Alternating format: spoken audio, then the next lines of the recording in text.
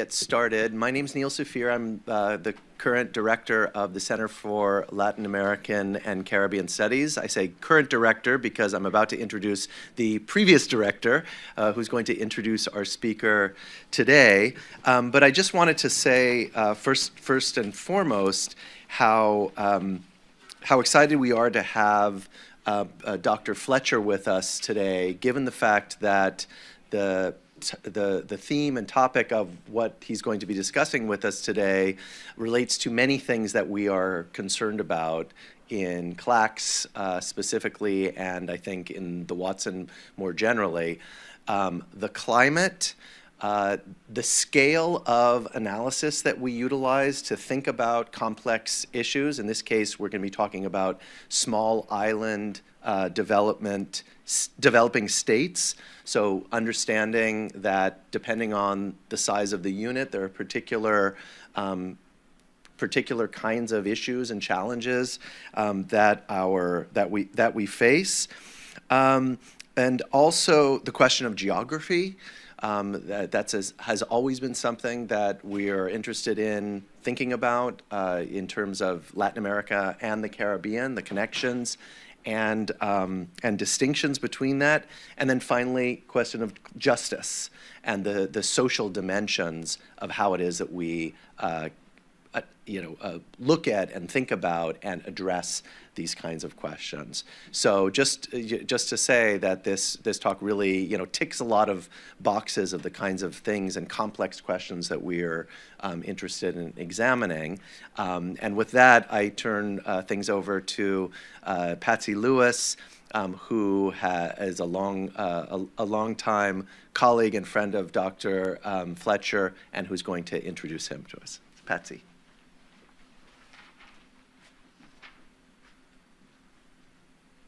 Thank you, Neil. Good afternoon, everyone. A special welcome to my class.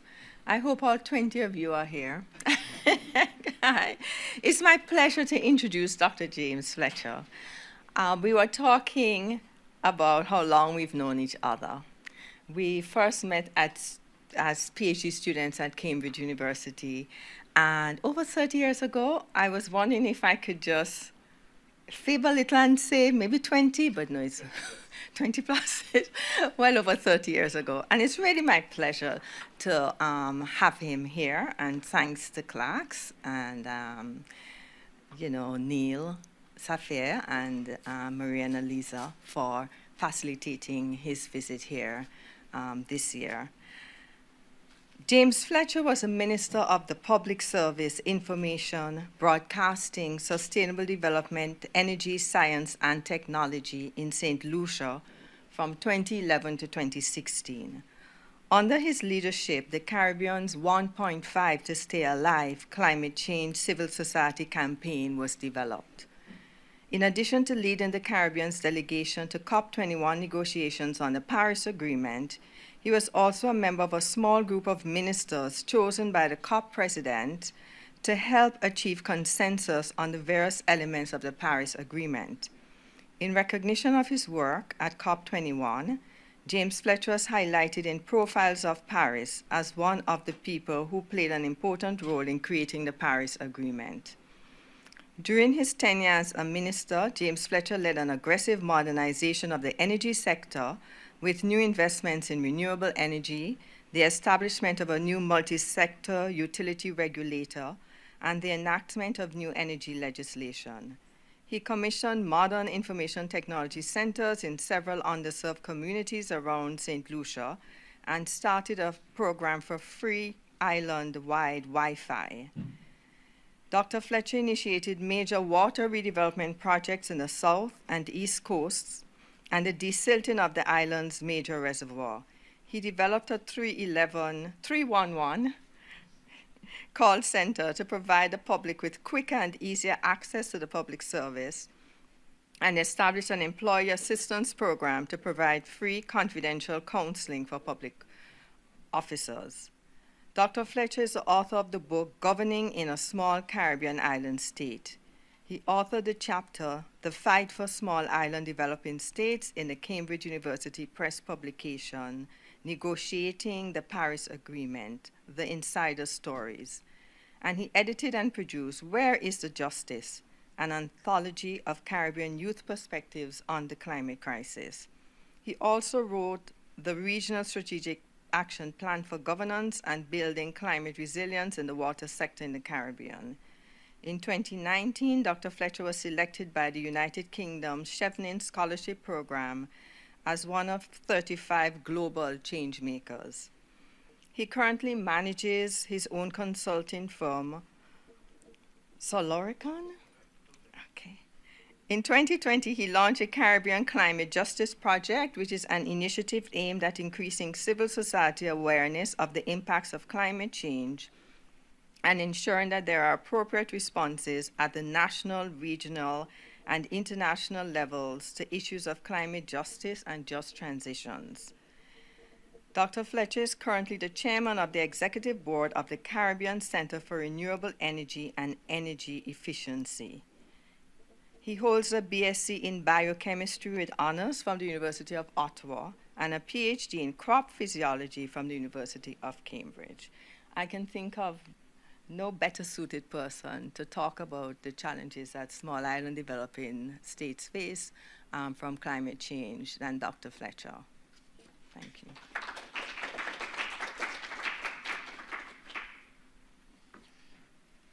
Thank you. Thank you very much, Patsy, and thank you, Neil, for the invitation. I would have preferred if the temperature was warmer, but you can't always have everything, but it's good to be here in Providence. I was telling both Neil and Patsy that it was a bit of a rocky start because we had a little bit of an issue. You had very strong crosswinds last night, and we almost didn't land. We almost had to go across to Boston. But I think everybody wanted me to be here, so that didn't happen. So it's good to be talking to you about the climate crisis in small island developing states. I'm hoping that after the presentation that I would have stimulated enough thought and in some instances outrage in you, that you will flood me with questions, some of which I hope I can answer, some of which I hope I can tell you how to direct the outrage. But yeah, so let's delve into it. How many of you have heard of the Paris Agreement? Hopefully everybody in this room. Quick show of hands? Yeah, okay. So the Paris Agreement was agreed in 2015 at Le Bourget in Paris, where 196 countries came together to discuss a new climate pact for the planet. There were a lot of discussions and there was quite a bit of diplomacy that preceded it. And we went into Paris with a bit of trepidation about whether we would get an ambitious agreement. But fortunately, we came out of Paris with an ambitious agreement. And these were actually my words to the closing plenary at the Paris Agreement. The government of Saint Lucia and the governments of the countries that make up CARICOM applaud the process that has culminated in the production of the Paris Agreement that we have just adopted. This has been a resounding triumph of multilateralism. You employed an inclusive, transparent, party-driven mechanism that allowed every country, regardless of physical size or economic circumstance, to have its voice heard. Mr. President, I can confidently speak on behalf of my fellow Caribbean delegations when I say that perhaps for the first time in a long time, Caribbean and other states truly felt that our concerns were being heard at a COP.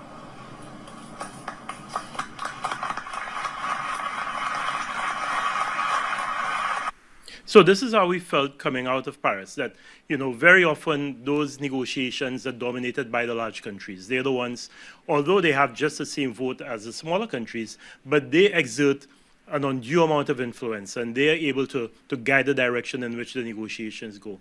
We felt coming out of Paris that we really had a very open, transparent, party-driven process, that everybody was equal. So there were no firsts among equals. You know, you had a group of countries all committed to varying degrees to doing what was right. And basically, this is the Eiffel Tower when the Paris Agreement was adopted, 1.5 degrees, which was something that absolutely nobody expected us to come out, except small island developing states, expected that would have been one of the outcomes of the Paris Agreement. Because going into Paris, the threshold was 2 degrees Celsius. And even that, some countries were very reluctant to admit that 2 degrees Celsius was the threshold. We said for small island developing states like ours, that threshold had to be lowered because 2 degrees Celsius would unleash a cataclysm of disastrous impacts that we would not be able to tolerate. And 1.5 degrees Celsius was the absolute maximum.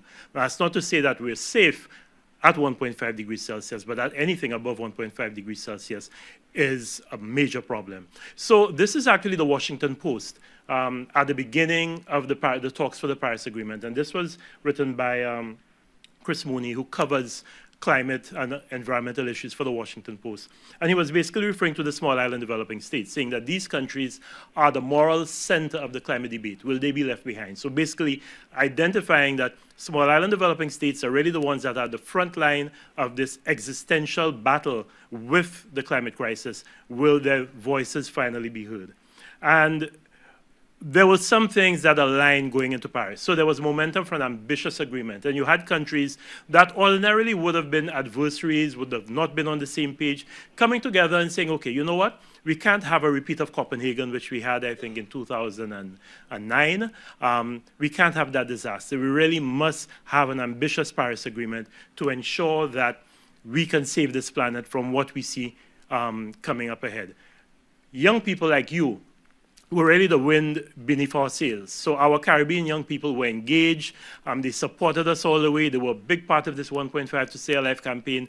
And they made it clear to us that we could not leave Paris without an ambitious climate agreement, that their future, much more than my future, their future was what was at stake, that the planet that we were creating and the planet that we would be handing over to them, to you, would be much worse than the planet that was handed over to us by my parents. And that could not be our legacy. Our legacy could not be that in this relay we were dropping the baton or giving a baton that was poisoned or not as good as the one that was handed over to us. And our young people were really a very crucial part of our advocacy and the determination with which we went to Paris.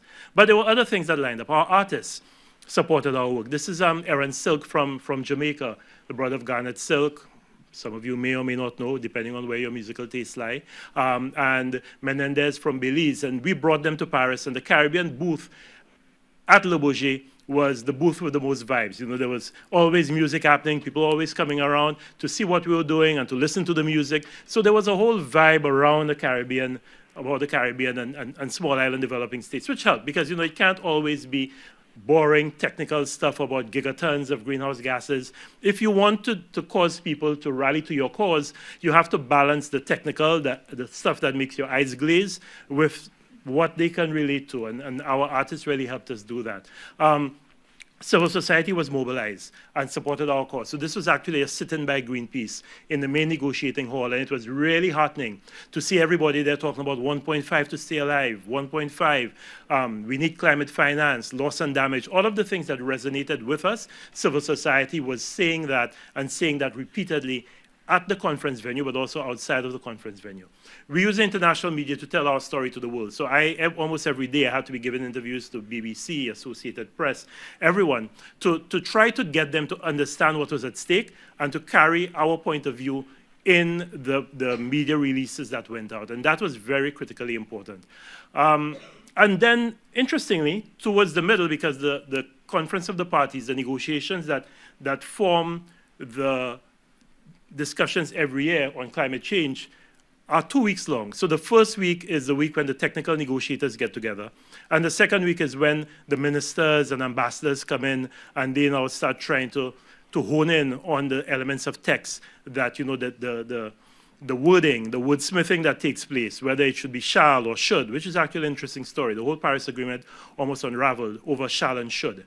The United States raised strong objection to the use of the word shall, and it had to be changed to should, because should does not have the same legal obligation that shall has. And everything almost unraveled at the very last minute because of that. So there's a lot of very technical wordsmithing and sometimes very frustrating splitting of hairs that takes place in these negotiations. But towards the end of the first week, this is Chris Mooney again writing, the radical idea that's gaining momentum at the Paris climate talks, because apparently, to those on the outside, 1.5 degrees Celsius as a long-term temperature goal was gaining traction. And this was something that they did not expect, because everybody came there expecting, okay, 2 degrees Celsius, but the word was starting to filter that maybe we might actually get 1.5 degrees Celsius as the long-term temperature goal. And a little bit later in my talk, I'll tell you why that's so important. But there were many things, as I said, a lot of ducks lined up. There were many things that helped. So President Obama, who was in the chair at the time, strode very strong leadership. And the United States was very influential in what took place. Obama had gone and met with Xi Jinping in China. He had met with Modi in India. And he had embarked on his own level, his own tour of climate diplomacy, trying to rally support for an ambitious agreement. And with the United States in your corner, although I said we're all equal, but having the United States pushing for a strong climate change agreement always helps. The French, this is Laurent Fabius, who was the president of the COP, foreign minister of France. The French were also very decisive, very focused. And again, they also embarked on their own levels of diplomacy. So they did not leave everything to the last minute in Paris. They had a lot of pre-COP ministerials where they tried to gauge the temperature of the room, see where the fault lines lay, who was very warm on an ambitious agreement, who was a little cool, and how they could use influence to try to bring the sides together. And I think it's no coincidence that you've had so many very important global agreements to end wars have been signed in Paris. The French are really good at diplomacy, and we saw that during Paris.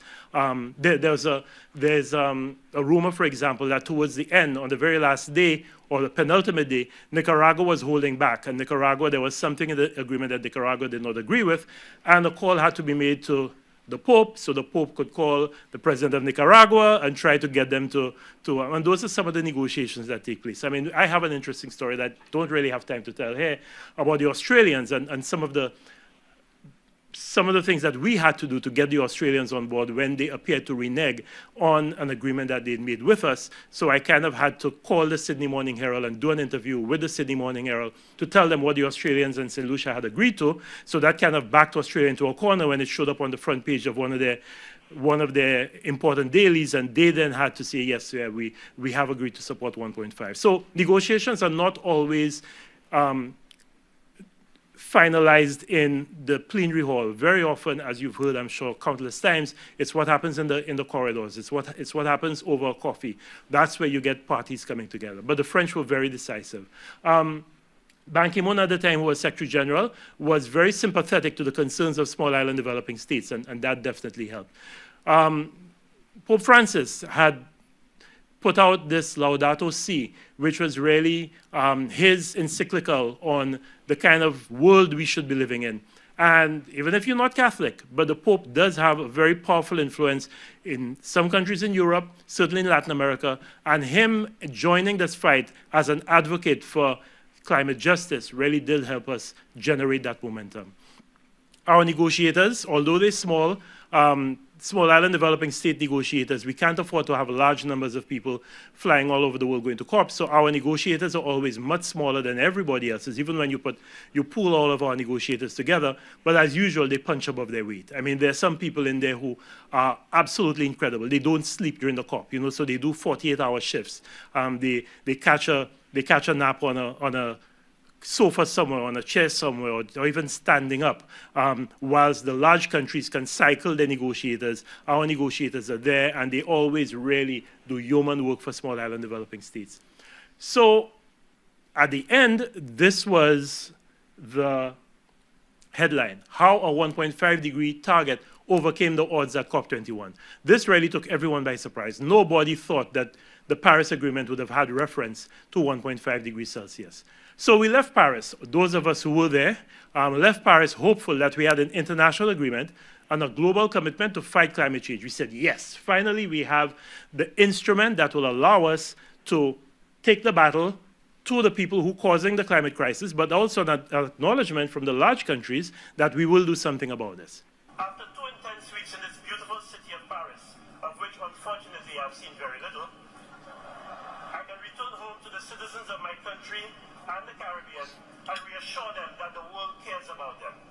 I can tell the young people in our region who adopted 1.5 to stay alive as their mantra that their future looks much brighter today.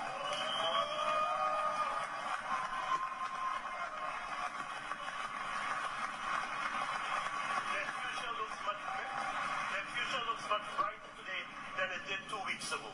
I can say to the artists who have sung songs and written poetic verse on the need for urgent action on climate change that their voices have been heard. On a personal level, when I return to my home in Saint Lucia, I can look back fondly and proudly on my 2 weeks in Paris and know that together with a group of hardworking and determined men and women, I helped create history, a history that will ensure that my island and our planet will have a more certain future. My country, Saint Lucia, is very proud and pleased to associate itself with this historic Paris Agreement. Mr. President, Excellencies, ladies and gentlemen, I thank you for giving me this privilege. Merci beaucoup.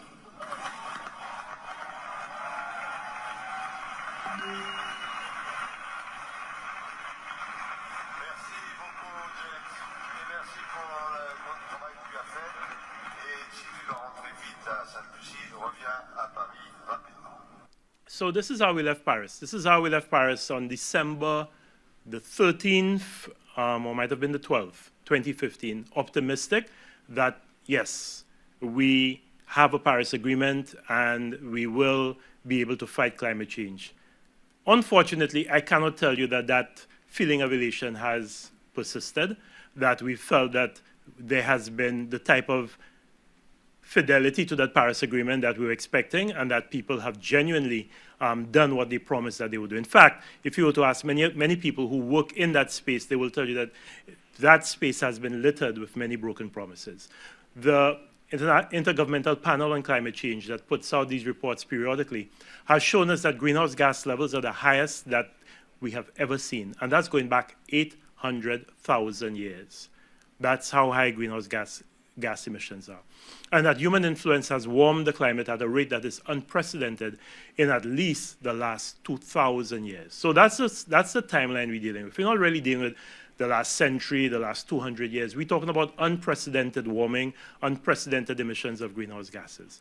We're seeing that this was last year, ocean surface hits the highest ever recorded temperature, and it's set to go even further.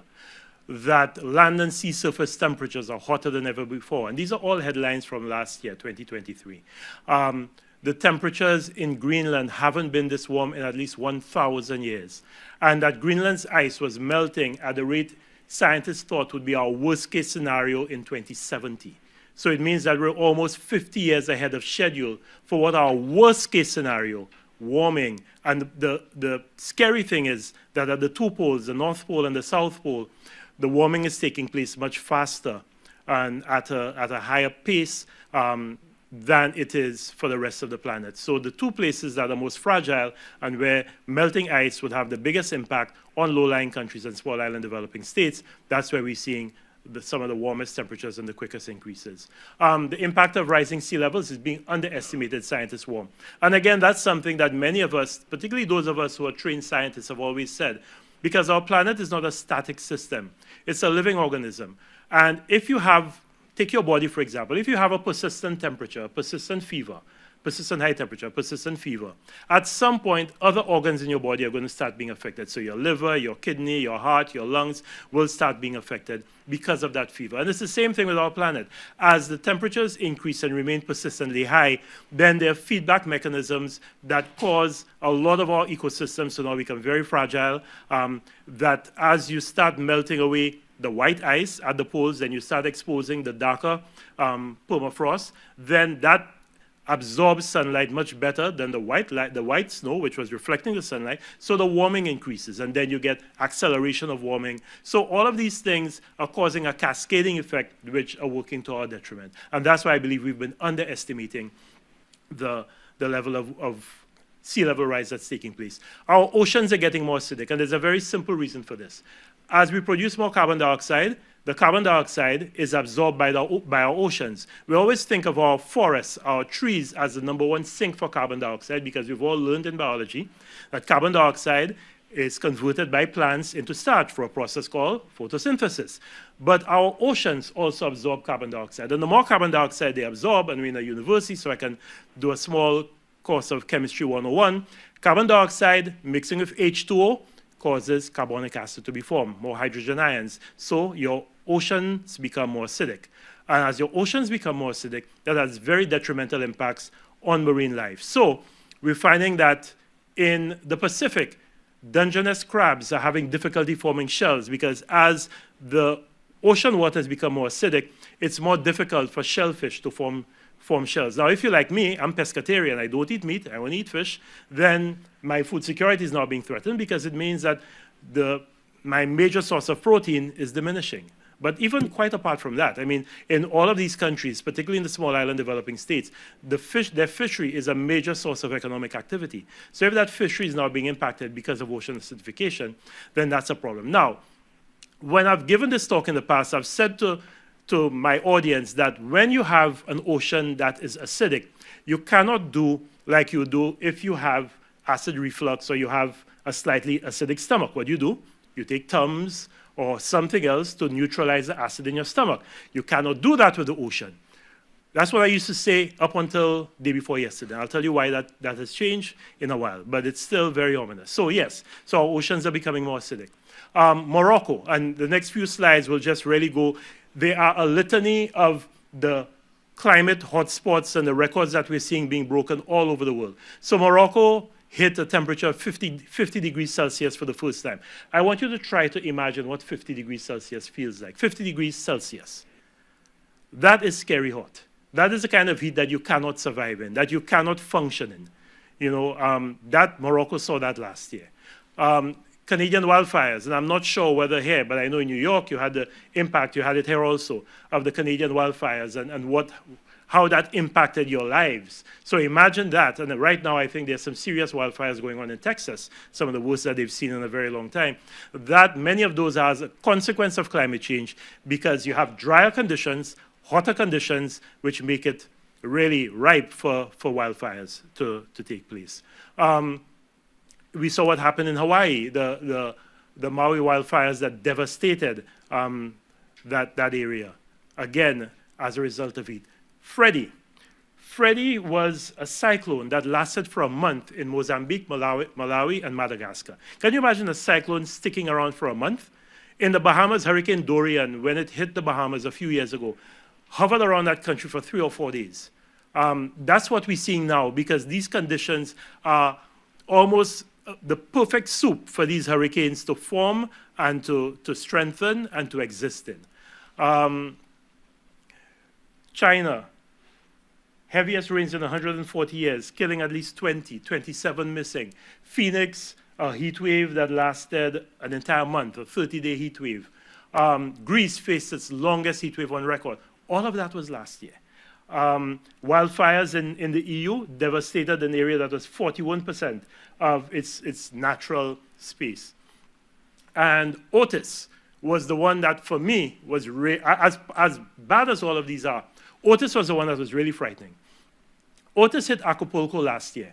Now, those of you, fortunately, you live in a part of the world where hurricanes are not a regular part of your life. But in the Caribbean, we pay very close attention to whether it's a tropical storm or Category 1, Category 2, Category 3, Category 4, Category 5. Because the higher you go, the more intense the hurricane is, the stronger the winds. So when you hear that you're going to be hit by a tropical storm, you're anxious, but you're not that anxious. You're not besieged with trepidation because you figure, okay, a tropical storm, those are winds that are not 75 miles an hour, we can handle that. Otis went from a tropical storm to a Category 5 hurricane in 12 hours. So Acapulco, Mexico was preparing for a tropical storm and was hit by a Cat 5 hurricane. Now, there's no way you could change your preparations in 12 hours to ramp up your preparations from dealing with a tropical storm to dealing with a storm that has winds of over 150, 160 miles an hour. That's what we're seeing now. Because our oceans are so warm, these hurricanes are intensifying so quickly. So climate change is not causing more frequent hurricanes. What it's causing is stronger hurricanes, and that's what we have to deal with. We now have heat waves in South America, Brazil, in the middle of its winter. So our summer is Brazil's winter. It's winter in the southern hemisphere. Brazil saw one of the hottest winters ever at the same time we were having our hottest summer. And the same thing with Chile. So all across the globe. So what I'm trying to get across to you is that this is not isolated spots. This is not just islands in the Caribbean or the Pacific. No country is being spared. So let's look at what happened last year. So NASA found that June 2023 was the hottest June on record. So that's the hottest June we've ever had. We had it last year. Then July came around, and July said, hold my shirt. July then became not just the hottest July ever, but the hottest month ever. We had never seen a month as hot as July 2023. And then August came around, and August said, well, I want to be on the action. So August then became the hottest August ever. I'm sure you see where I'm going with this, right? September was then the hottest September ever in over 174 years. October then became the hottest October ever. November then became the hottest November ever. And December was the hottest December ever. So from June to December, every single one of those months broke the record for the month, and July broke the record for all months. And just to, so 2023 was the hottest year ever by a large amount, broke all records, and this kind of gives you an indication of how the graph has been going, and this is a close-up of it. So this is 2023. You could see just how hot 2023 was compared to all the previous years. The previous hottest year before 2023, before last year, was 2016, followed very closely by 2020. 2023 blew all of that out of the water. Okay? Now, just in case you believe that that was an anomaly, 2023 is behind us, thank God, we can move on. January of this year has been the hottest January ever.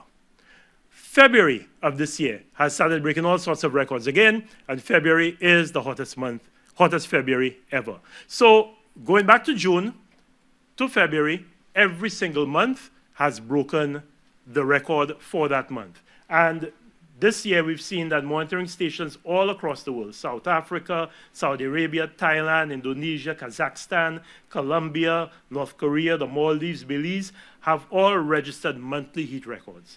And in the first half of February, 140 countries broke monthly records. And headlines from all over, you'll see Thailand, South Africa, Western Australia, you name it. We're seeing heat records being broken. And a lot of that is due to climate change, but some of it is also due to the strong El Nino that we're experiencing. But the combination of El Nino and climate change is baffling scientists because they did not expect to see temperatures this high. Now, what does that mean for where we are? Because remember, we went to Paris, and we said that we would limit the temperatures to 1.5 degrees Celsius. Well, the most optimistic warming scenario we have currently has us at 1.8 degrees Celsius by the end of this year. That's the most optimistic. If we do above and beyond everything that we say that we will do, we probably will settle, if we're lucky, around 1.8 degrees Celsius. If we look on the basis of the pledges and the targets that the various countries have committed to, we will settle somewhere around 2.1 degrees Celsius.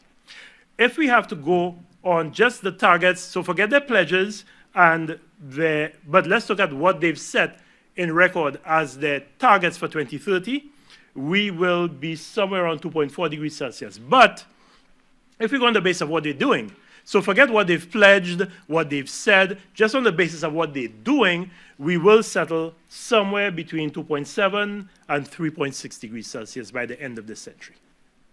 So that's where we are. That's the promise that has been broken so far, that Paris Agreement in 2015, 9 years later, we're actually on track for a 2.5 degrees Celsius warmer world by the end of this century.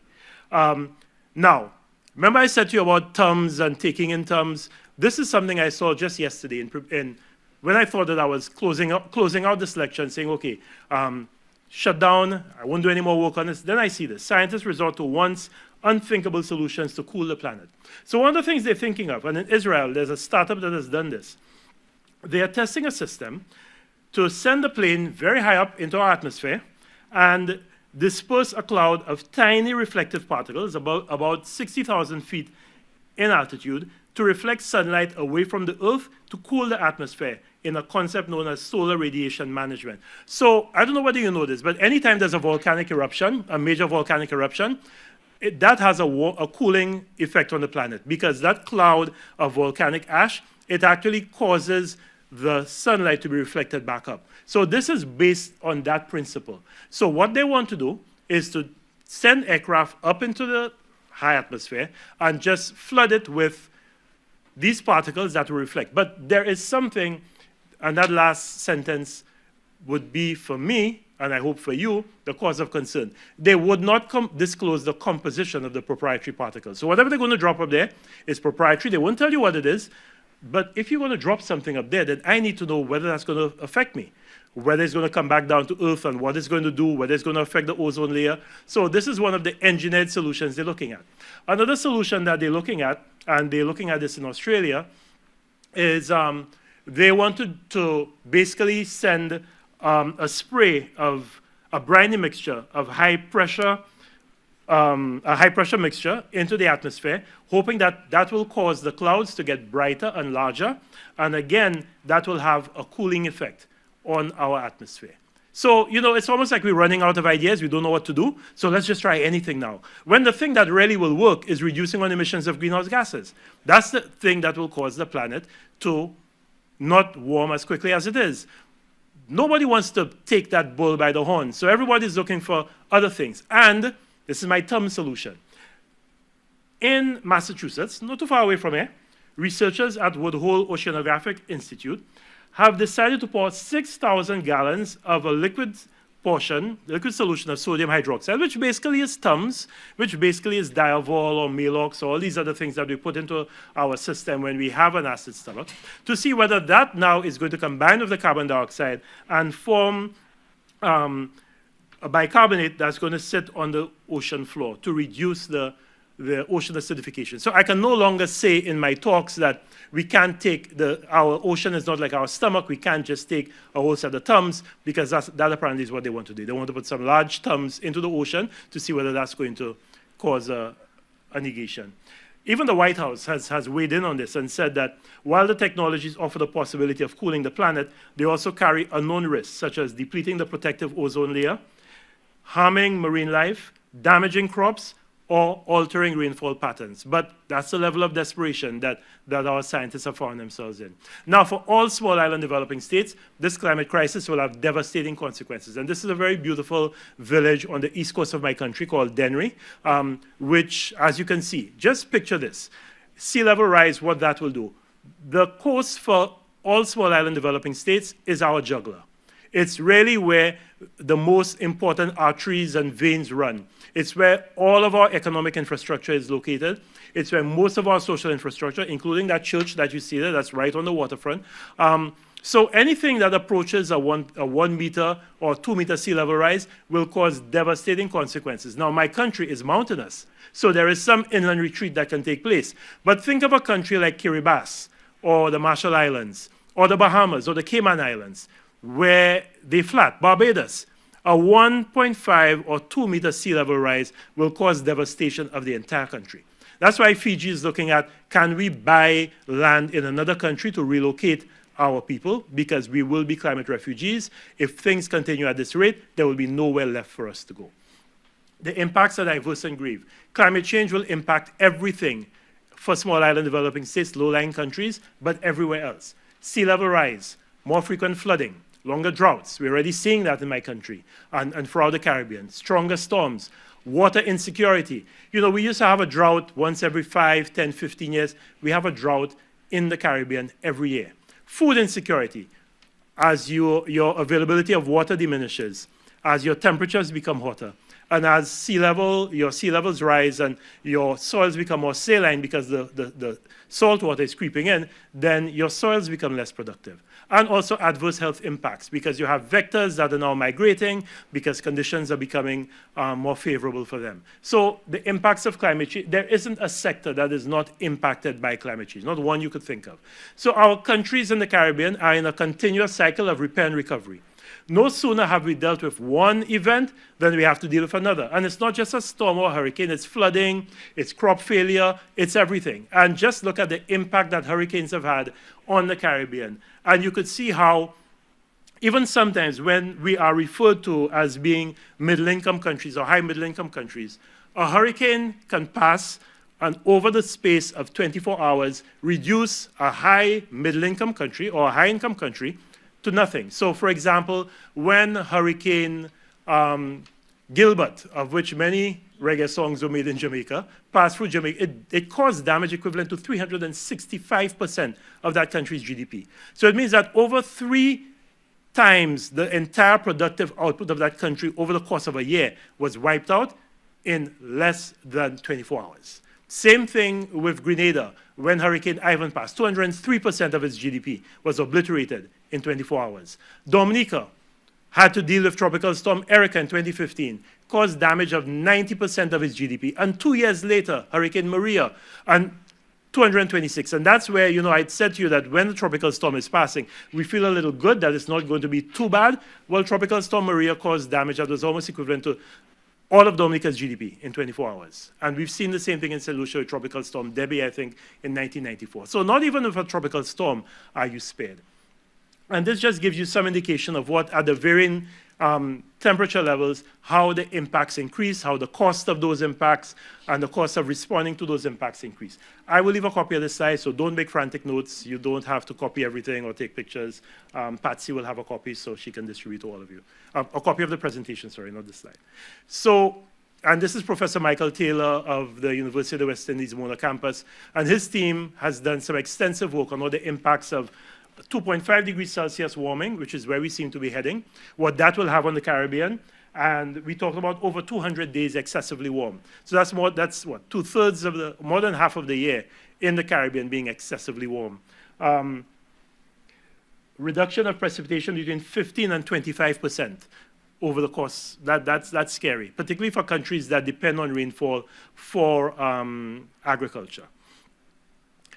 And when 230 medical journals come together in the height of the COVID crisis and declare the climate crisis as the greatest threat to global public health, it tells you how serious it is. So we're in the middle of the climate crisis. First of all, I don't know how many of you are familiar with the way scientists work, but to get 230 medical journals to agree on any one thing is amazing.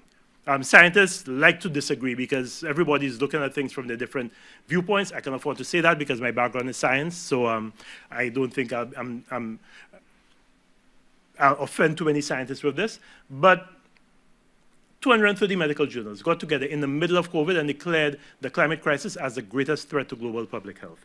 So really, the cost of adapting to the effects of the climate crisis and addressing loss and damage continue to spiral beyond the capacity of small island developing states.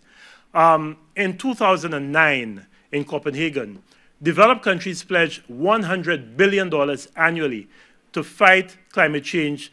That money would be going to developing countries from 2020. So that was a pledge made in 2009. Have we received this? No. We're nowhere anywhere near that. That's what the climate finance that has been mobilized between 2013 and 2020 looks like. And even that picture is not an accurate one, as I'll show you in a while. Most of the money that has gone to climate change has been in the form of loans. So can you imagine?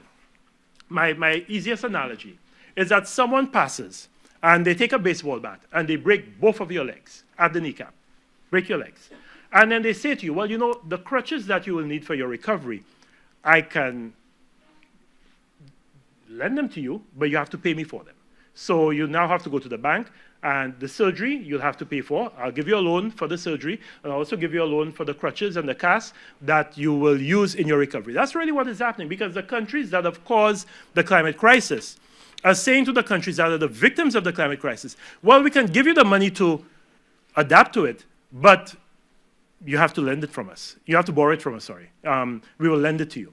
We're not going to give it to you in the form of grants. And we've been saying that, no, you caused the crisis. It is unconscionable for you to now tell us that we have to borrow that money from you at market rates. But that's what's going on. So when you hear talk about climate finance, a lot of that finance is in the form of loans. So the countries that caused the crisis are still benefiting from the crisis by getting the interest from the loans that they're disbursing to the countries that are the victims of the crisis.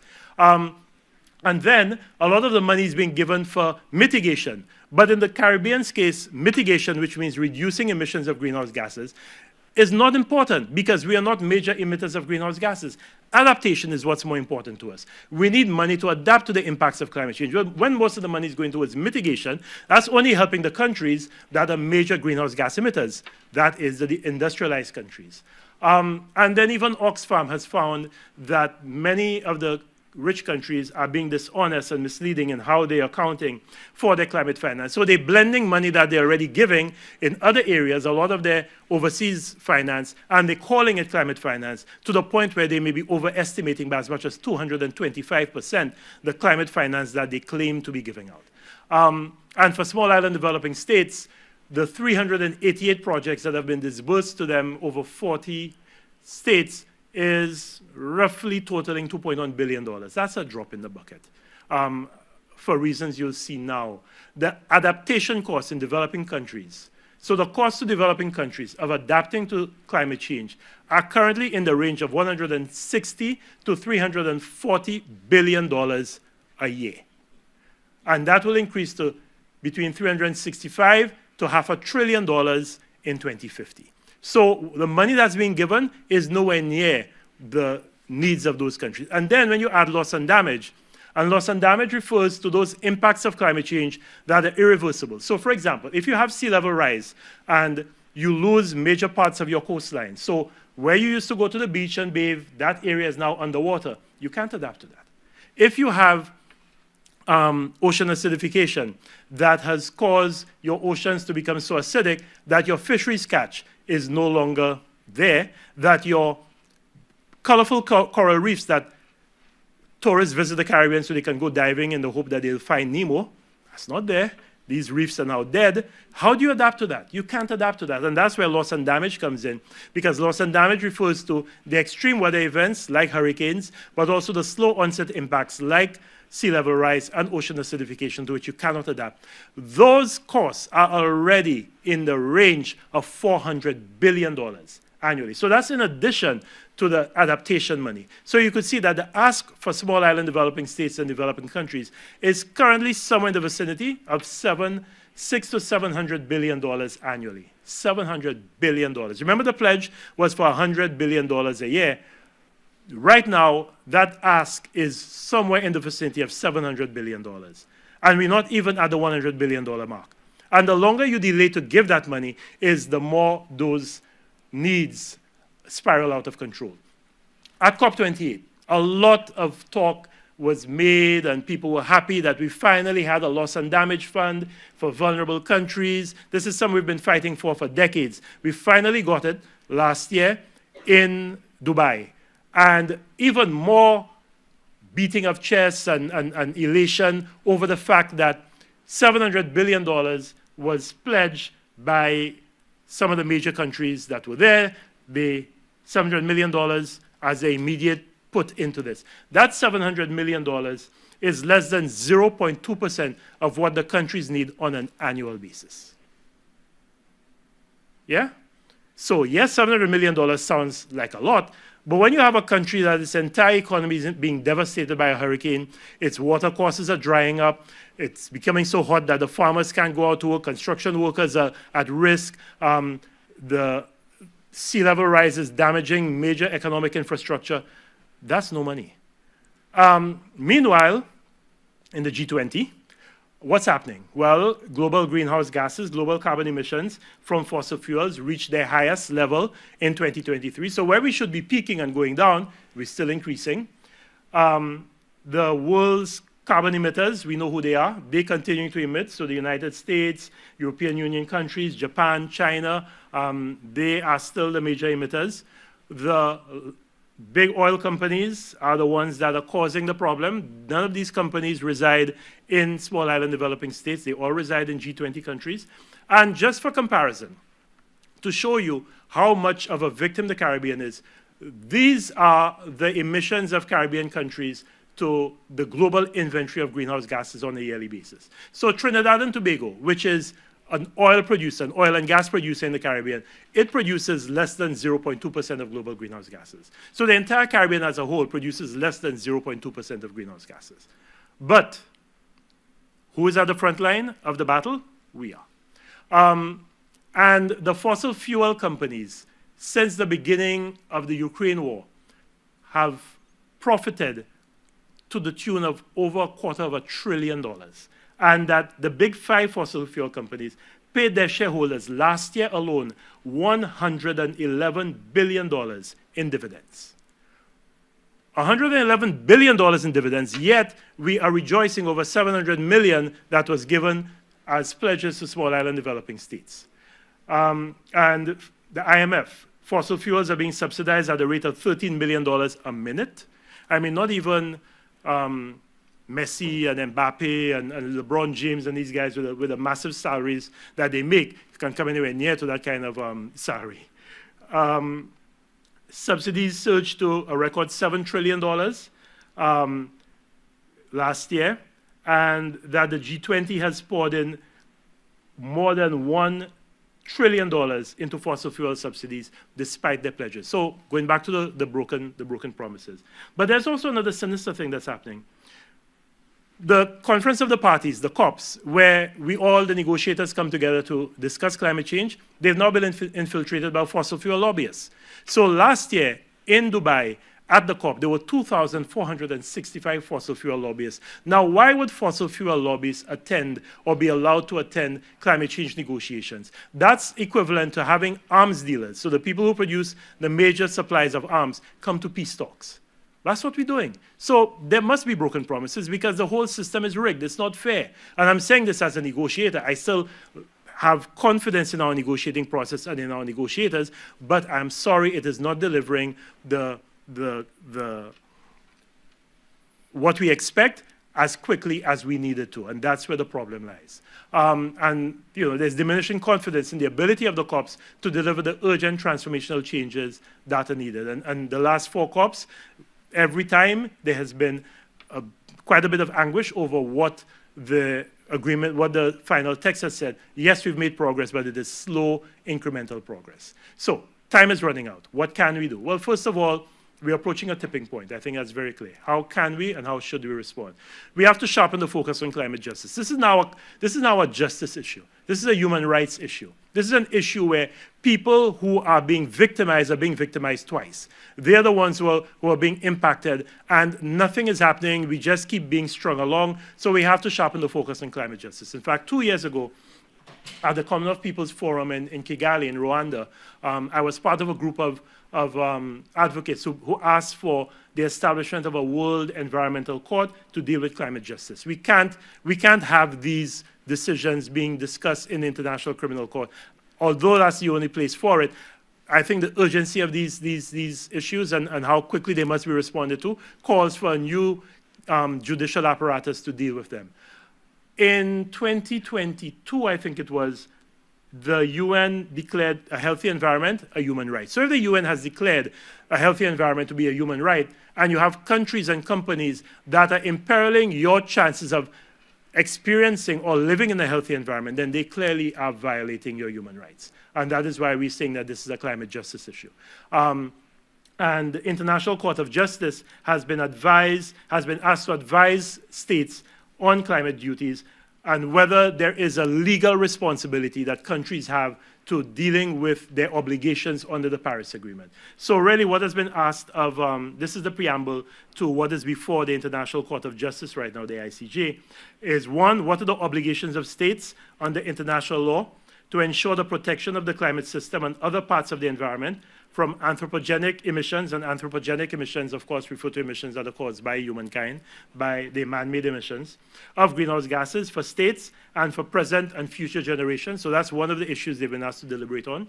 And then also, what are the legal consequences under these obligations for states where they, by their acts and omissions, have caused significant harm to the climate system and other parts of the environment with respect to 1, states, including in particular small island developing states, which due to their geographic circumstances and level of development are injured or specifically affected by or are particularly vulnerable to the adverse effects of climate change, and 2, people and individuals of the present and future generations who are affected by the adverse impacts of climate change. Now, this is a discussion that the developed world does not want to have, because every time we've had negotiations on loss and damage, they've pushed back and said, no, because we know where you're going with this. You're going in the direction of liability and compensation. You want to say that we are liable and we have to compensate you. This is off the books. There can be no discussion about liability and compensation, that we're not liable for what has happened. I don't know who has released the greenhouse gases, but we're not liable, and we certainly are not, we should not be giving you any compensation. This speaks directly to the heart of this issue. Fortunately, there's a growing form of science that is called attribution science that now allows scientists to determine what level of a disaster has been caused or worsened by climate change. So they can look at a hurricane, they can look at a forest fire, they can look at flooding and determine how much worse that has been made as a result of climate change, which allows us to really determine liability in a much more empirical manner than we've been able to before. So what do we need? We need greater advocacy from civil society, which is why, I enjoy giving these talks, because I think the more we get civil society to understand the issue, the more we can take the discussion outside of the corridors and the theaters of technicians and governments and out into the general public where it belongs, and particularly with you young people, because this is your future that we are imperiling. This is your livelihood that we are making not what it should be. This is your prospects of enjoying the same quality of life that we enjoyed and our grandparents enjoyed that we are diminishing. So it is absolutely important for you to hold the feet of us, those who are in the negotiating space and who frankly caused the problem. Hold our feet to the fire and say, we will not tolerate that. But even one step further, we don't want you on the outside looking in and making noise. We want you on the inside as part of the negotiations. We want you on the inside advocating. We've heard a lot about Greta Thunberg and what Greta has done. But I think we need more young people not on the outside talking, but on the inside saying, we will not accept this. We will not accept this lukewarm, this unambitious text that you're putting forward, and we will walk away from it if this is all you're going to give us. I think my generation is a little bit too accepting. And that's why I love your generation, because you're not as tolerant as we are. And I think you have to get involved in this battle and make it your battle. This picture actually was done, this previous picture, this was our picture that we used for COP21. This was done by a Saint Lucian artist. In fact, he did a series of three paintings that really symbolize what is happening with climate change. This was the first. We must intensify the pressure on developed countries to reduce their greenhouse gas emissions and provide timely climate finance to vulnerable countries. So they have to do two things. They have to reduce their emissions, forget all the engineering that they want to do and put thumbs in the ocean. That's not going to work. Do what we know works. Decarbonize your society. Move away from using fossil fuels. The cost of solar and wind and other renewable sources are going down. Let's transition away. We know there's still a lot of money and there's a lot of influence of the big oil companies, but let's start bringing that down. That's important. And very important, we have to understand that the climate crisis, and this is the third of the pictures, third of the paintings, poses an existential threat to small island developing states and other climate vulnerable countries. But the thing is, we're all climate vulnerable countries. The United States of America is a climate vulnerable country, particularly certain cities like New Orleans and New York and Miami that are so prone to sea level rise. Those are climate vulnerable regions. So it's not just small island developing states we talked about. But you must make sustainable development and climate change issues that matter politically, because until we get our politicians to understand that this is as important an issue for you as are all of the other issues that you fight for, because this speaks to your future. This speaks to your viability. This speaks to, we've heard that there's no planet B. There really is no planet B, not even for Elon Musk and Richard Branson. There isn't.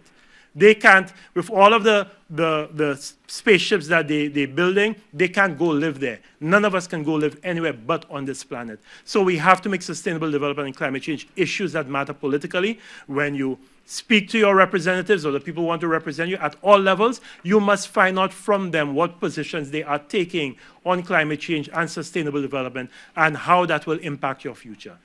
We have to drastically change the way all of us operate at all levels. We have to be much more mindful of our consumption and our production, because really what is fueling this climate crisis is greed. It's, and I know it's kind of a difficult thing for me to say, but every time we buy the new iPhone and the new Samsung Galaxy and everything that comes out, we're just fueling this need to continue producing. And honestly, what's the difference between the iPhone 11, 12, 13, and 14? Very little. I mean, I know. Not that I have the iPhone 11, 12, 13, and 14, but I've seen them. There really is and I'm a self-confessed iPhone. I love iPhones. But do we have to buy every single iPhone that comes out? As soon as that it comes out and form long lines outside the Apple store, we're fueling that consumption. But we also, every time we go and we buy food that we don't use and we waste and we throw away, we have to start thinking about what we're doing. and how what we're doing is impacting our planet and is causing this climate crisis to fuel out of proportion. And we also have to increase the education at all levels, not just here, but I'm hoping that I've also now stirred an interest among you that you can now take this as your battle and educate your peers and your families and the people in your community about how important this is. This is actually a book that I produced and edited with Caribbean young people who shared with us how they see the future. You know, it's an anthology of Caribbean youth perspectives on the climate crisis. How do they see their future? What do they see the Caribbean looking like in 2035? If they have a climate skeptic friend, what would they say to that friend? If they were the prime minister of their country addressing the United Nations, what would they say about the climate crisis? And this is part of the work that we do with the Caribbean Climate Justice Project to try to get more young people engaged and involved in this discussion. Ladies and gentlemen, you've been a very good audience. You've listened attentively. Nobody has fallen asleep. Thank you very much.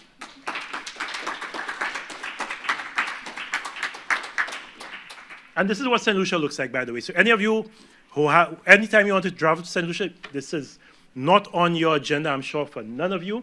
But Saint Lucia is the #1 wedding and honeymoon destination. So when in the future you're thinking about that, make Saint Lucia your destination. That's my plug for the Saint Lucia Tourism Authority. Thank you, Jim. And no spring breakers, right? Oh, yes, spring breakers are welcome, absolutely. You want spring breakers? Well, these look like very responsible spring breakers. I won't say that everywhere I go, but you guys look like a responsible set of spring breakers. That won't break anything. Thank you so very much for this very sobering and very graphically presented picture, which I don't want us to leave on a hopeless note because it really kind of feels like that. And to just connect with some of the things you're saying, I think like the brine in the atmosphere and the particles we don't know anything about in space and stuff. Every time I see an article about the moon, not the moon, Mars, and speculation about what it would mean for humans to survive on the Mars, I'm like, what utter madness is this? Look at this planet. We can't find resources to save it, but we want to go to a planet that has already died. And it is just mind-boggling to me. And I just want to pick up and I'm asking one question and then I'll open it up. The last posters that were in the slides were system change, not climate change. And I know that you're suggesting that this, or implying that the system change has to start at the individual level in terms of our consumption choices. But isn't there a broader problem about how do we change the economic model? Because that's a system. Absolutely. The WTO does not have climate talks, you know. When we talk about growth, I mean... It's GDP growth. Yeah. That's all we measure. Exactly. We have structured the world in such a way that you end up with billionaires, like the concentration of the wealth in fewer and fewer hands. So Elon Musk can, you know, entertain his dreams of going to Mars, his rockets and everything. And our governments are not much better, at least the governments. So how do we get that system change? And from the perspective of the Caribbean, Ghana, I mean, those companies are sniffing around because there's oil in the Caribbean. And Ghana, which has now the world's largest reserves of oil, which is also below sea level, and has to erect seawalls to keep the water out because most of Ghana is on the coast, is heavily invested in one of the most highly unequal agreements that exists. So how are we complicit? And I'm saying this because Ghana was one of the most highly indebted countries in the world until recently, one of the worst GDPs. So how do you balance that need to use your resources in a certain way rather than just leaving the oil in the ground in a context where there is no real incentive for you to do this? So, you know, how do we bring all those different things together to try to address this problem? let's deal with the Ghana situation first. And that's an excellent example because Ghana, as you said, Ghana was considered one of the poorer countries in the Caribbean, very anemic GDP growth. Now Ghana's GDP growth is rivaling the best in the world. I mean, I think over 20% GDP growth in Ghana. And unfortunately, when we continue to measure a country's success by its gross domestic product, that's the first problem. It's the parameter that we're using to measure success. So yes, you could have high GDP growth, but it's high GDP growth caused by industries that are so extractive that really what they're doing is not sustainable. And at some point, that growth will grind to a halt because you're extracting and extracting from a resource that is not renewable and that you cannot replenish within the period that would allow you to keep that industry viable. So the Ghana situation is unfortunate for a couple of reasons. One, they ignored all of the advice and they went and they negotiated as neophytes with large multinationals and clearly got the bad end of that deal. And in fact, I saw one of the ministers admitting that he was duped when those negotiations took place, which really in this day and age, that should not happen. But secondly, it also shows a lack of creativity, Patsy, because if I were Ghana, I would have said, okay, you know what? We have these large oil reserves. What we need is to ensure that we can, pardon the pun, fuel our development, but not fuel it with fossil fuels. So pay us to keep that oil in the ground. Okay, we don't want to extract that oil, but pay us, give us the support to keep that oil in the ground. We are estimating that that oil and gas will cause an increase in our earnings of 15 to 20% per annum. Let's give us that money in the form of direct capital support, and let's see how, because we do not want to extract that oil. But who's giving the money? The very same companies, where are they located? Exactly, and that's where your question about system change comes in.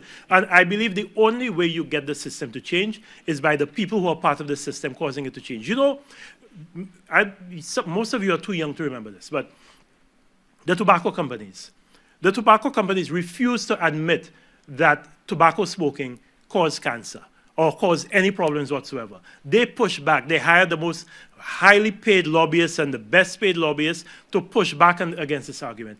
The only time the tobacco companies eventually were brought to heel was when litigation started, and they started losing money from people winning class action suits and other battles in the courts that was forcing them to pay out money. So then they conceded and they agreed, yes, tobacco smoking is dangerous to your health. And all of these labels that you see on the front of cigarette packs, those were fought against. And I think we have to do the same thing with this fossil fuel, which is why I believe as good as the cops are, until we take these countries to court and cause them to start paying for the damage that they're causing, the system will not change because there is no pressure on them to change the system.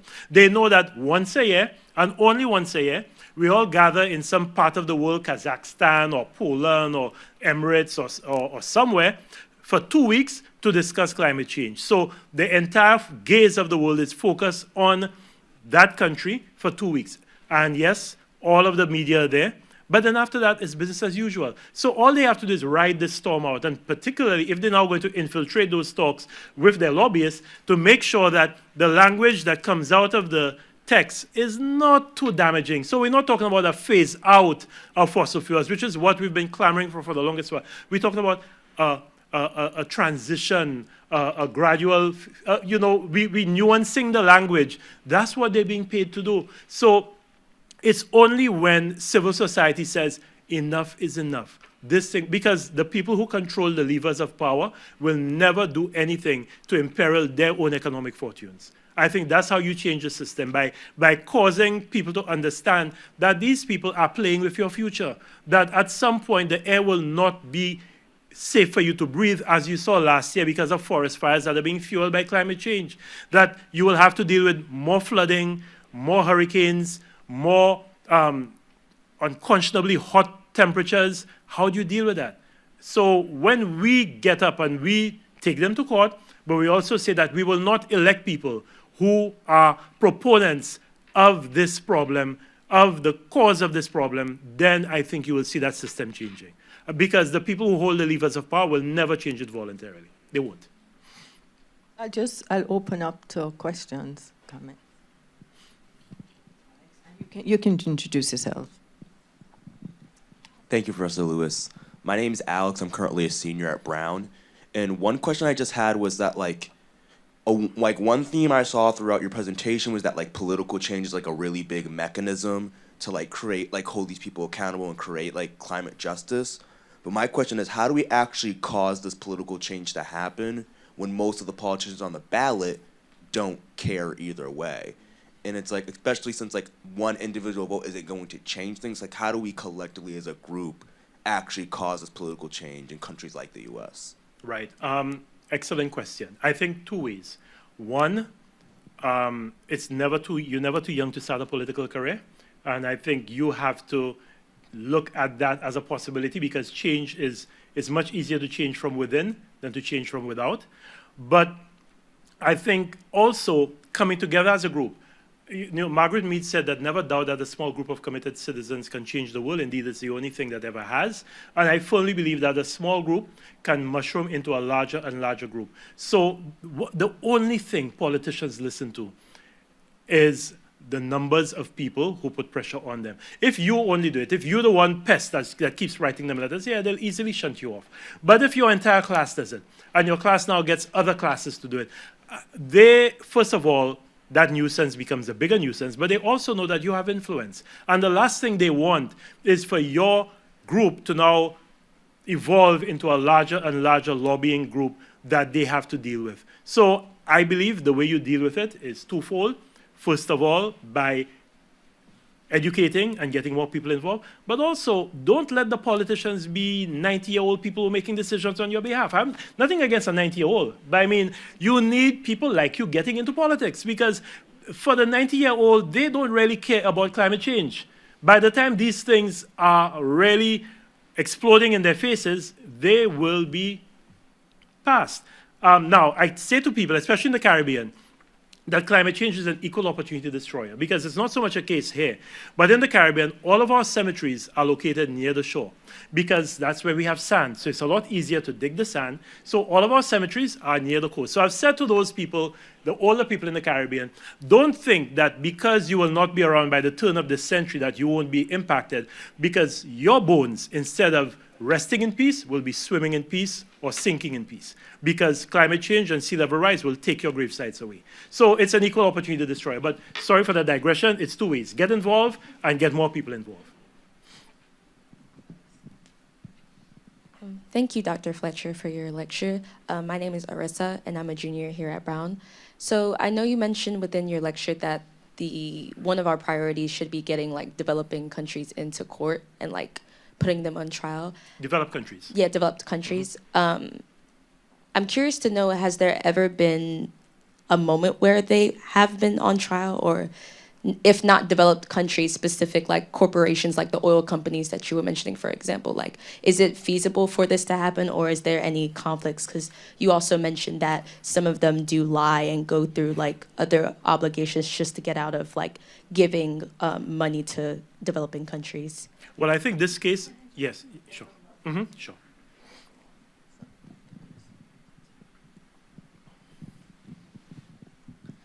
Thanks for this presentation, Dr. Fletcher. I'm Justin. I am a freshman at Brown, and I was wondering, kind of along those same lines as well, when it comes to litigation and prosecution, how do you foresee or envision meaningful change being created from that, and not just more bureaucracy? Yeah, good questions, excellent questions, both of them. This case that we have, this test case in front of the International Court of Justice, I think will be the litmus test about what we can do, because we haven't yet had this tested at the highest levels. And I think a lot will depend on what the International Court of Justice says. There's still a lot of body of evidence that's being collected. In fact, I was asked to contribute to an opinion on it for the submission from the Caribbean. We have to make sure that we build a strong case. But I think the UN recognizing that that the right to a healthy environment is a human right, I think that lays the basis, because if every individual has the right to a healthy, sustainable environment, and you have countries and companies that are making that impossible or imperiling that right, then clearly that is something that has to be looked at. There was actually a very interesting test case that came out of Antigua, went all the way to the Privy Council just 2 days ago, where two individuals took the government to court over an issue with some development that was happening in the Antigua and Barbuda. So there are two islands that form Antigua and Barbuda. And there was a development that was taking place. And basically, the development had already taken place. But the two individuals argued that this development was wrong, that they argued on environmental grounds, on social grounds. And the government's case was, okay, but we've already done it. It's already happened. So this is a moot point. What are you arguing about something? So you're arguing about a runway that should not be built, but the runway has been built. So what's the redress? Do we break down the runway? And the Privy Council said, yeah, they have a point, and it's not because it has already been done that something cannot be done about it. And if the redress is destroying or undoing what has been done, then that should not be an obstacle to doing what is right. So I think increasingly there's a body of jurisprudence that is being built around these issues, and what we have to do is just continue to fight this, because the more cases that have to be looked at in different jurisdictions, the greater the body of case law that will develop on it, and that will give us something. But because it's still a new issue, and like I said, what helps is attribution science. So you can now say that this problem that we have has been worsened by 25 or 30% by climate change. Before they can say, okay, but you're saying that there was flooding and the flooding wiped out this country, this community, but there's always been flooding. So how can you attribute it to climate change? I think that was the impediment. Now we can have direct empirical data that indicates the impact of climate change. So that really gives us the evidence on which we can stand in a court and say, no, this was caused by climate change. So what you have to do is to battle with me on a scientific basis, not on an anecdotal or an opinion level. And I think that's important. But we have to build up that case law. We have to build up that jurisprudence on this issue.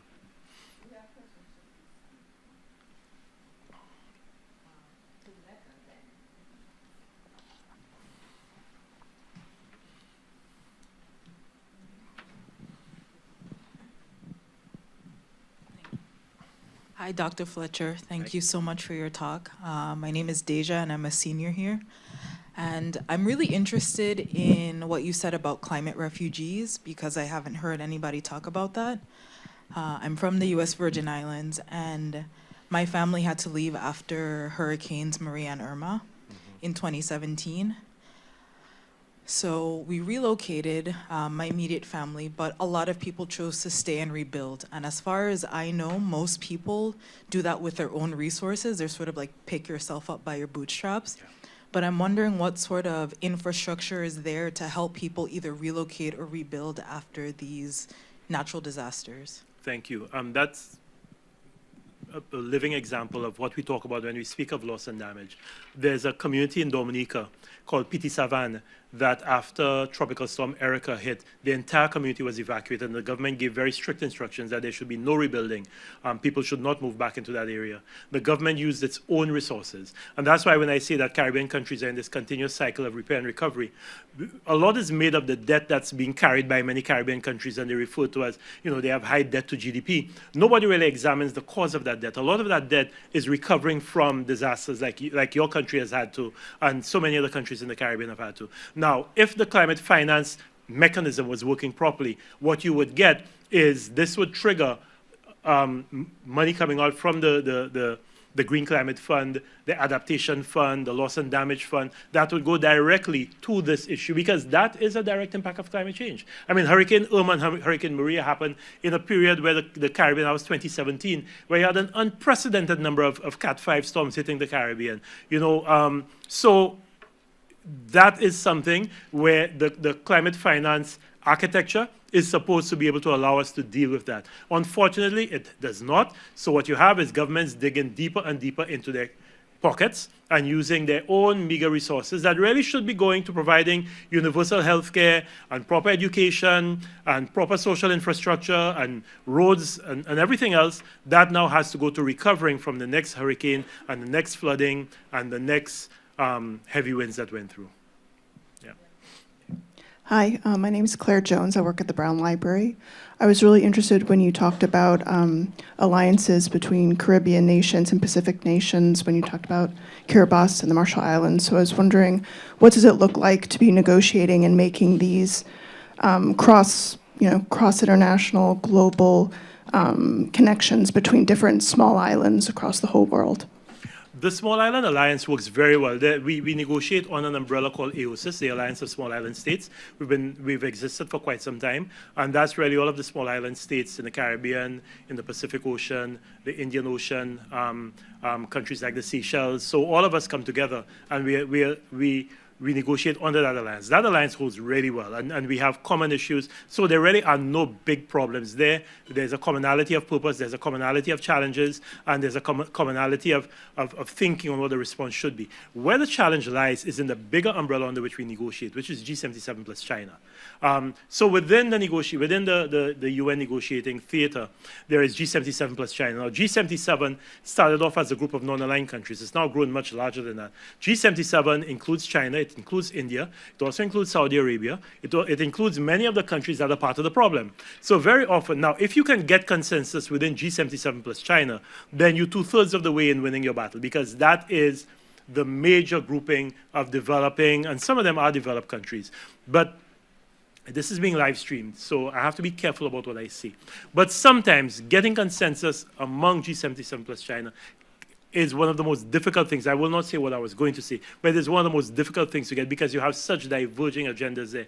During COP21, when I was co-chairing the committee that was charged with landing the text on the long-term ambition and the 1.5 degree Celsius target, some of the strongest opposition I got was within G77 plus China, from some of the countries in there that felt that a 1.5 degrees Celsius threshold would be inimical to their interests, to their economic interests and their political interests. So, you know, AOSIS is solid, AOSIS is united, AOSIS, I've never really seen any chinks in the armor of AOSIS. Where you have a problem is in a wider G77 plus China grouping, because you have divergent agendas in there. You have oil producers in there, and you have small island developing states that are victims of the actions of these oil producers. So that's where the challenge often arises. Mm-hmm. Sure. Hello, my name is Sophia. I'm a freshman. And I was wondering, when we talk about the effects of climate change on small island developing states, we can really tie a lot of the systemic issues in these countries back to colonialism, right? And I was wondering if, at all, and if so, how, you, in the initiatives that you've been a part of, have incorporated indigenous philosophies and politics and ways of life into the way that we're looking at these solutions. Absolutely brilliant. Will you take the other one? Yeah. I was wondering if you work with climate advocates in like Middle East and Northern Africa, because I know the Caribbean and the MENA region are some of the most vulnerable. So I was wondering if there's like solidarity among the advocates and you guys work together. There is. In fact, I'll come to your question and I'll come back to the other one about the traditional and indigenous approaches. So I'll give the story. When we were negotiating the Paris Agreement, there were 3 informal ministerials. I'd said I was going to keep this for my book, but I'll still give it out there. There were 3 informal ministerials that were held. And in the pre-COP, I was approached by the Minister, the Minister of the Environment from Australia, Greg Hunt, who said to me that Saint Lucia had been blocking Australia on an issue of land use and how they accounted for emissions from land use changes, and that they wanted Saint Lucia to withdraw its opposition, in return for which they would agree to support us on getting an ambitious agreement. So I went back to my technical people, because we spoke minister to minister. I went back to my technical people. I said, the environment minister from Australia said that Saint Lucia is blocking Australia on something. Are we the only ones blocking? They said, no, South Africa is also blocking them on this. So I went across to the chief negotiator from South Africa, and I said to him, his name was Alf. I said to him, Alf, I've just been approached by the minister from Australia who wants us to back off. I am all for saying to him that we're willing to give him some space to ensure that his accounting falls in line with the traditional, with the recognized accounting methods for land use, providing that he supports us on 1.5 degrees Celsius as a long-term temperature goal. And Alf said to me, yes, Africa is with you on this, because 1.5 is as important to Africa as it is to small island developing states. So yes, let's do this. So we did it, but we kept the fact that we were talking to each other hidden from the Australians. So they tried to play one against the other and say, well, you know, South Africa has already agreed and Saint Lucia has already agreed, but we knew we hadn't. So when we showed up for the meeting, Australia was kind of caught on the back foot and said, okay, you know, yeah, if you guys agree to give us a space, we will support you on 1.5 degrees Celsius. The very next day, at the very first plenary, Australia stays absolutely silent on 1.5 degrees Celsius, nothing. So I get these frantic calls from my negotiators telling me, Minister, there's nothing happening. Australia's not saying. I say, okay, give them some time. It's still early days. Next day, they say absolutely nothing. So I call Alf. I said, well, you know, these guys seem to be reneging on this agreement. I am minded to put this out in the open. He said, yeah, Minister, go ahead. So I called the Sydney Morning Herald, gave an interview to the Sydney Morning Herald, told the Sydney Morning Herald that Australia had agreed to back the Caribbean and African countries on 1.5 degrees Celsius. Sydney Morning Herald ran this as a front page story. The minister from Australia was caught on the back foot and then had to say that, yes, you know, we've agreed. And that's how Australia came on board with 1.5. And that's through cooperation between the Caribbean and AOSIS, the Alliance of Small Island States, and African countries. So there is quite a bit of sharing of information. The African countries are also part of G77 plus China. So we work very much in solidarity. Not all the time, not on everything, but on the vast majority of issues, there's a oneness of approach there.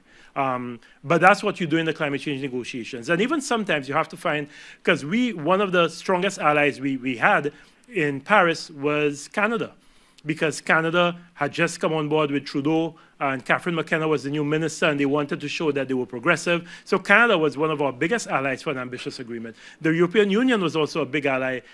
So you get sometimes support in areas. New Zealand has also been very progressive on these issues, unlike Australia. So you get allies even within the developed countries sometimes. Yeah. Now, going back to the question about indigenous approaches, absolutely correct. A lot of this can be traced back to the legacy that has been left behind. And you know, the underdevelopment of many Caribbean islands is as a result of that legacy. And there's some very interesting books that have been written, including by Professor Hilary Beckles, about how the Caribbean has been underdeveloped. Unfortunately, we have not sufficiently used indigenous and traditional approaches to dealing with those problems. We had some flooding in Saint Lucia in November of the year before. And the flooding was in the north of the island. The rest of the island was fine. But the flooding was pronounced in two communities. One community called Rivière Mita, and another community called Grand Rivière. Now, Saint Lucia, because it was 7 times French, 7 times English, has a lot of French place names. So it dawned on me that Rivière Mita in Creole, in French, means the middle of the river. Grand Rivière means a large river. What had happened was that we had built communities in areas that were floodplains before. And if you build a community in a floodplain, when you get heavy rains, the rain will go back, the water will go back to that path of least resistance, which is that floodplain. So very often in our adaptation to climate change, we have to take account of indigenous and traditional knowledge. And as a scientist, I say to people, it is very arrogant of us scientists to believe that the only science that can be trusted is the science that has been peer-reviewed in a journal. Because what our foreparents have observed is as a result of generations of observation that note a correlation between one thing and another.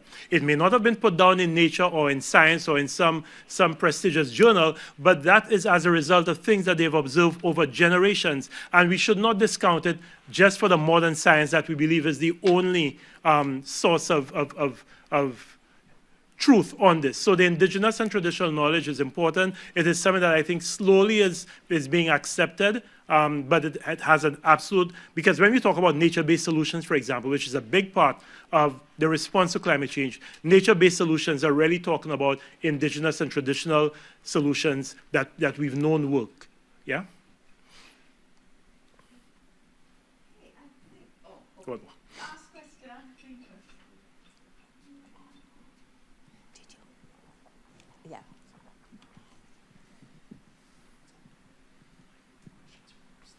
Hello. Hi, Dr. Fletcher. I'm a sophomore at Brown.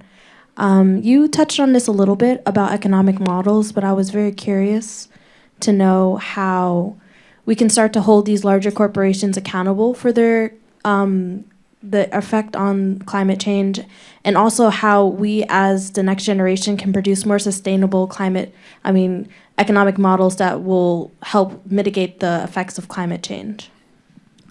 We have to look at changing our economic model from being a linear one, which is one where we extract, use, and dispose, to a circular one, where we try to reuse, recycle, repurpose as much as possible. I think that's the first step.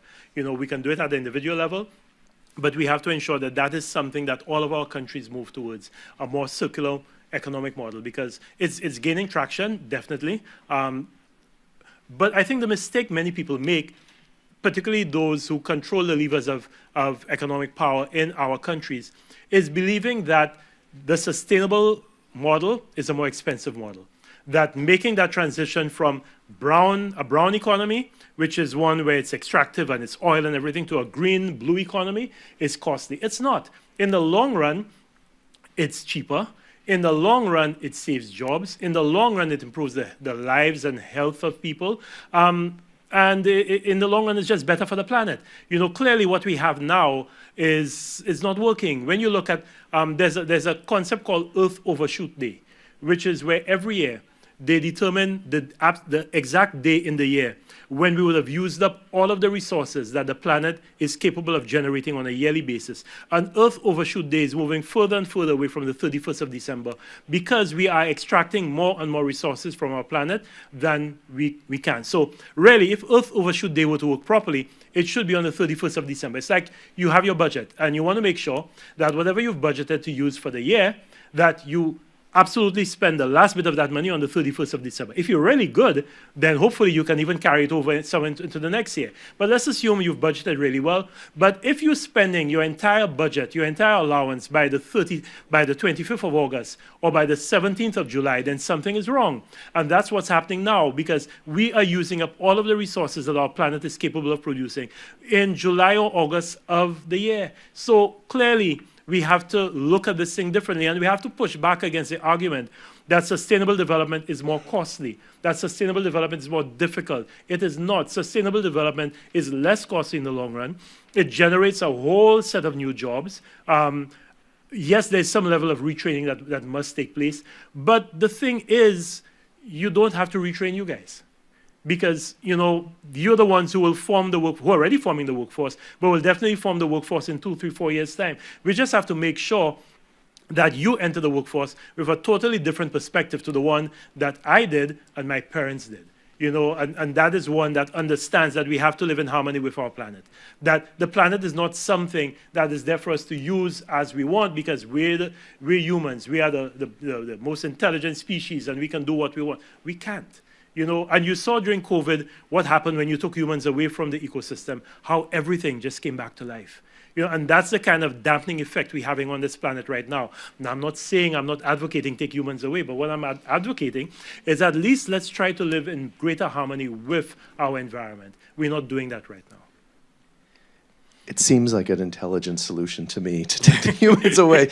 It also seems appropriate somehow to speak about Earth Overshoot Day on the 29th of February, which is a day that we arbitrarily added to the calendar in order to make us correspond. So perhaps there's a way of adjusting the calendar or adjusting our the way in which we use resources that can actually get us more in harmony with the cycles of nature and the cycles of indigenous philosophies and the cycles of what we can do that is bringing us toward a more solution to the grave problems. I was really incredibly impressed by the presentation, by the underlying thought and science behind it, and also I think, like all of us, sobered by the task, the gargantuan nature of the task that we have in front of us. But what you've shown us is that the perspective from small island developing states is extremely valuable, perhaps even more valuable than the one that we normally hear regularly. So please join me in thanking Dr. Fletcher for a fantastic presentation. You're always welcome back, Kathy.